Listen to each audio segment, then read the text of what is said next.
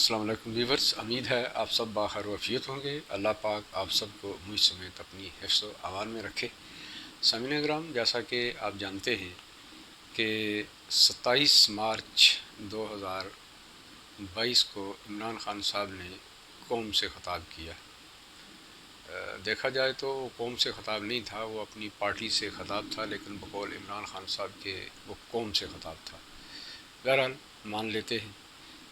تو اس میں عمران خان صاحب نے ایک راز افشاں کیا، ایک خط انہوں نے لہرا کر بقول عمران خان صاحب قوم کو دکھایا کہ یہ خط مجھے موصول ہوا ہے اور یہ کلیئر کٹ دھمکی ہے۔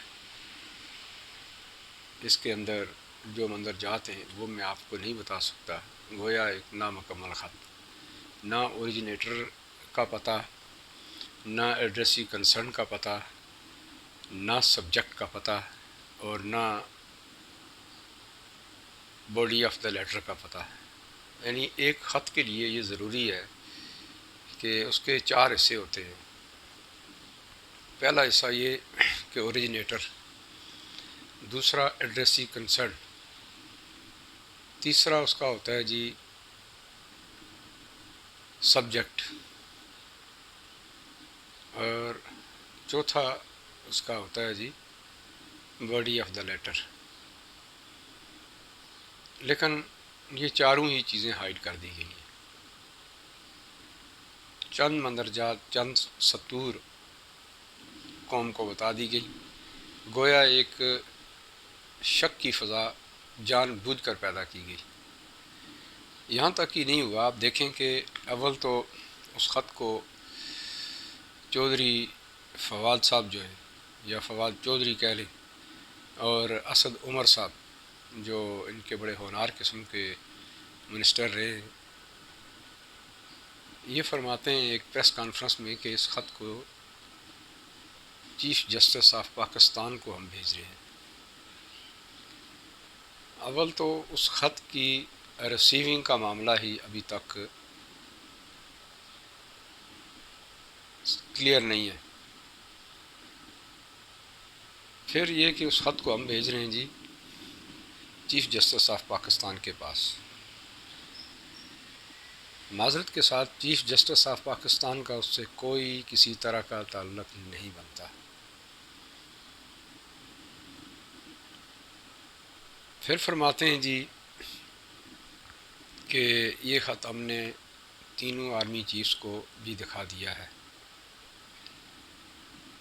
پھر یہ بھی فرمایا گیا کہ یہ خط ہم سینئر صحافیوں کو دکھائیں گے، اور یہاں تک تو معاملہ ہوا، سینئر صحافیوں کو بھی کل تک یہ خط دکھا دیا گیا۔ پھر ایک جگہ پھر انہوں نے فرمایا کہ اسے پارلیمنٹ میں بھی پیش کیا جائے گا۔ لیٹسٹ جو بات آئی کہ اسے پارلیمنٹ میں پیش کیا جائے گا، یعنی یہ مختلف قسم کے پینترے حالات کے ساتھ، فیڈ بیک کے ساتھ بدلے گئے۔ اس سے ظاہر یہ ہوتا ہے کہ یہ خط اگرچہ اس کے مندرجات کافی سخت تھے، یہ خط خود پاکستانی مندوب نے تحریر کیا ہے، جو لیٹسٹ خبریں ہیں، اور اس پاکستانی مندوب نے اپنے فارن آفس کو یہ بتایا ہے کہ جی یہ کچھ ہمارے خلاف چل رہا ہے۔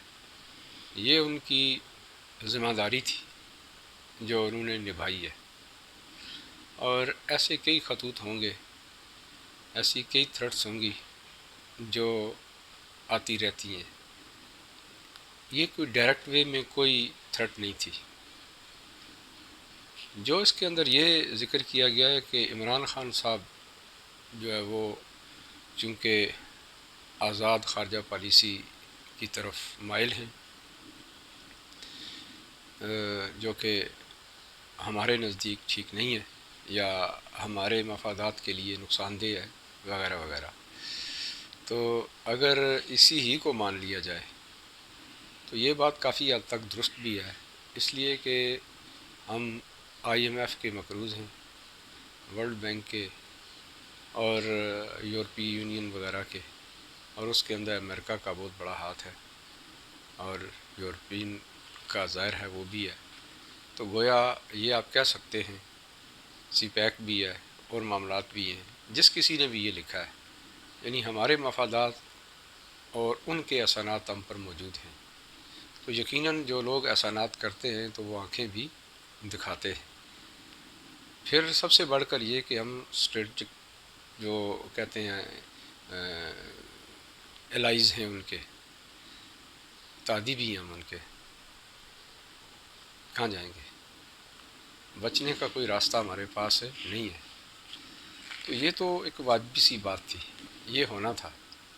اس خط کو سیریس لیا گیا اور جواز یہ بنایا گیا کہ جی یہ خط وہاں بیٹھے ہوئے پاکستان کے سابق وزیر اعظم جناب نواز شریف صاحب نے لکھوایا ہے. اب اللہ بہتر جانتا ہے کہ اس خط کے اندر یہ لفظ منشن ہے. جو ڈپلومیٹ پاکستانی تھے انہوں نے اس کے اندر یہ مینشن کیا، یہ خدشہ ظاہر کیا ہے، یا وہ کسی ثبوت کی بنا پر انہوں نے کچھ کہا ہے، یا حکومت وقت تحریک عدم اعتماد سے بچنے کے لیے یہ کوشش کر رہی ہے. پھر یہ بھی ذکر ہے کہ تحریک عدم اعتماد اگر پاس ہو جاتی ہے، کامیاب ہو جاتی ہے، تو ہمیں کوئی عذر نہیں ہے، اور اگر ناکام ہوتی ہے تو پھر ہمارے اس کے اوپر کانسیکوینسز ہیں. اب سوچنے کی بات یہ ہے کہ یہی تو اس خط کا متن ہے، یہی اس کا مدعا ہے کہ اگر عمران خان صاحب سولو فلائٹ لے رہے ہیں تو ان کی یہ جو پالیسی ہے وہ ہمارے مفادات کی بلکہ دونوں ملکوں کے مفادات کے حق میں نہیں ہے. اس لیے کہ پاکستان کے مفادات یورپین کے ساتھ، امریکہ کے ساتھ ملے جلے ہیں، جڑے ہوئے ہیں، اس سے تو کسی کو انکار نہیں ہے. تو اس طرح کی بھی کچھ سچویشن ہے. لیکن جو طریقہ کار اپنایا گیا خان صاحب کی طرف سے وہ انتہائی بھونڈا قسم کا طریقہ تھا. یہ نان پروفیشنلزم کی اعلیٰ ترین مثال تھی.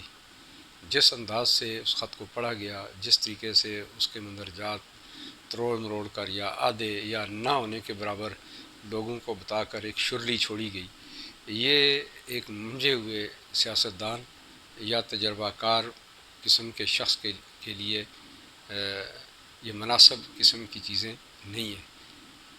یہ اندیا جاتا ہے کہ یہ جو حکومت ہے انتہائی نالائق، نہ تجربہ کار قسم کی حکومت ہے. اس سے سوا اور کچھ باقی نظر نہیں آتا.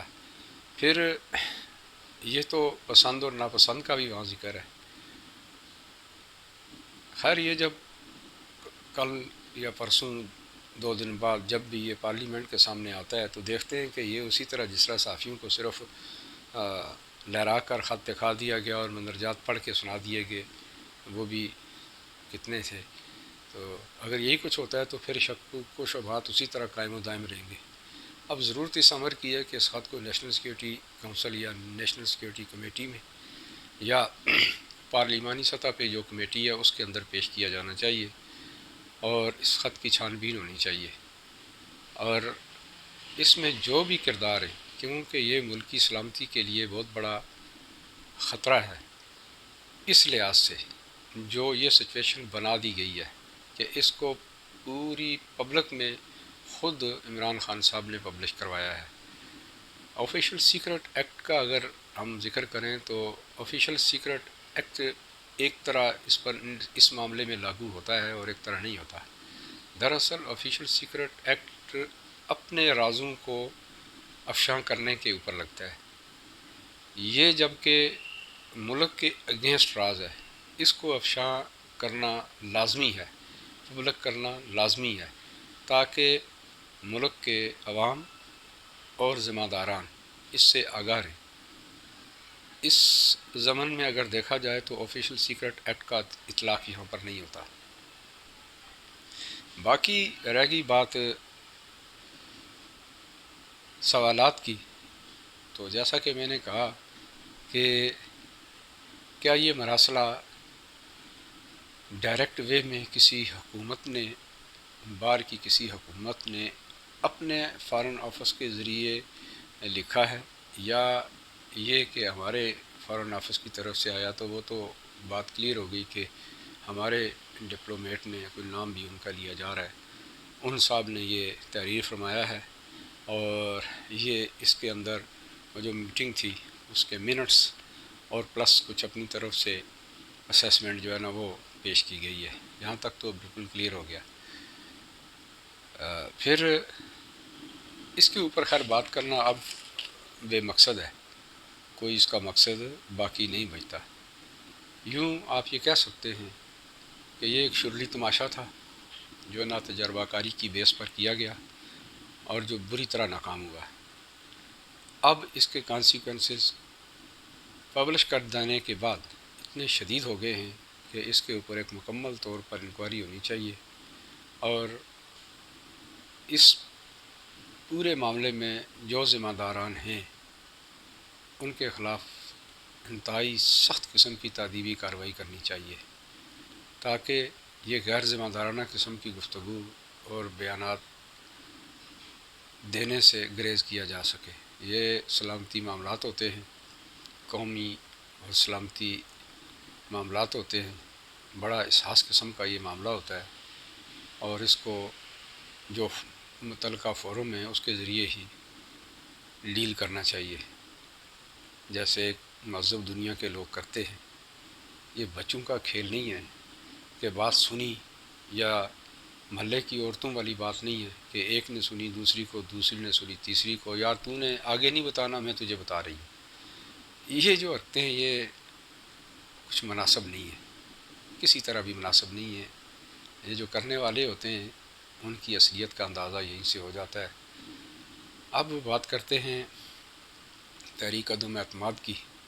تو تحریک عدم اعتماد جیسا کہ اب پوزیشن بالکل کھل کر سامنے آ گئی ہے، کل ایم کیو ایم نے بھی ایک معاہدہ پیپلز پارٹی کے ساتھ کیا ہے ساتھ نبھانے کا، اور آن ایئر کیا ہے۔ اس کے بعد جو نمبر آف گیمز شو کیے گئے ہیں وہ بھی یہ بتا رہے ہیں کہ اپوزیشن دراصل تحریک عدم اعتماد کے نمبر 172 سے کئی گنا زیادہ حاصل کر چکی ہے۔ تو اس کے بعد جو آپ دیکھیں کہ یہ آن ایئر بھی آ چکے ہیں، کوئی سیاسی جواز جناب عمران خان صاحب کے لیے باقی نہیں رہتا کہ وہ اب تک کرسی پہ براجمان ہیں۔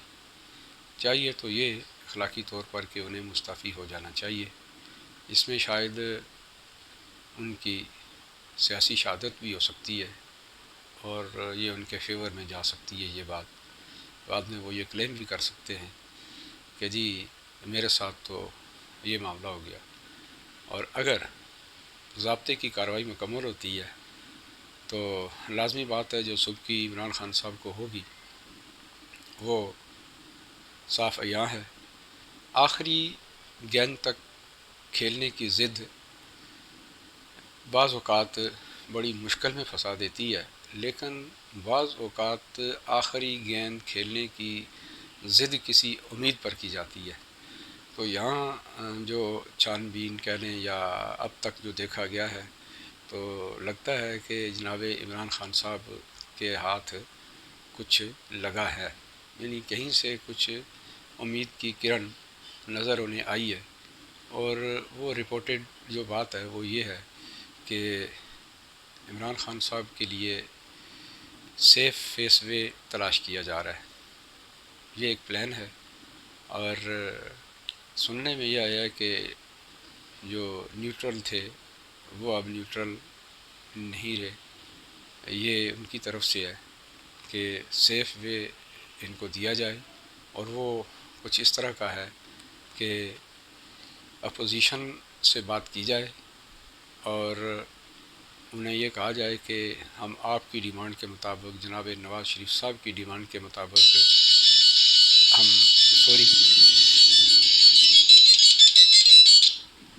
ہم نواز شریف صاحب کی ڈیمانڈ کے مطابق ایسا کرتے ہیں کہ ارلی انتخابات کرا لیتے ہیں، یوں نواز شریف صاحب کی بھی خواہش پوری ہو جائے گی اور تحریک عدم اعتماد آپ واپس لے لیں، عمران خان صاحب کی بھی سبکی نہیں ہوگی۔ دوسرا یہ ہو جائے گا کہ عرلی انتخابات ہو جائیں گے اور یوں معاملات چلا لیتے ہیں۔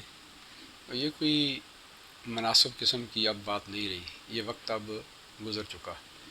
اگر یہی کرنا تھا تو تحریک عدم اعتماد جس دن اس کی اپوزیشن ہوئی ہے پیش، اس دن سے پہلے پہلے یہ کام ہو جانا چاہیے۔ اب اگر اپوزیشن کسی جال میں پھنستی ہے، یہ ایک جال ہے، تو اپوزیشن جیسا بیوقوف شاید کوئی اور ہو، لیکن دیکھا یہی گیا ہے کہ عین وقت پر اپوزیشن نے ہمیشہ بیوقوفی کی ہے اور ہمیشہ یہ پھنسی ہے۔ اچھا کھیلتے کھیلتے یہ خرابی کی طرف گئے اور نتیجہ یہی نکلا کہ اپوزیشن کو سخت نقصان ہوا۔ اس بار اگر بار بار ڈس سے جانے کے اب بھی اگر اپوزیشن اس پلان میں پھنستی ہے تو یقیناً اپوزیشن کے لیے اس کے بعد سروائیول کی کوئی جگہ باقی نہیں رہتی۔ عوام چونکہ آنکھیں کھول کے دیکھ رہی ہے اور یہ امیدیں لگائے بیٹھی ہے کہ اب معاملہ کلیئر ہو چکا ہے۔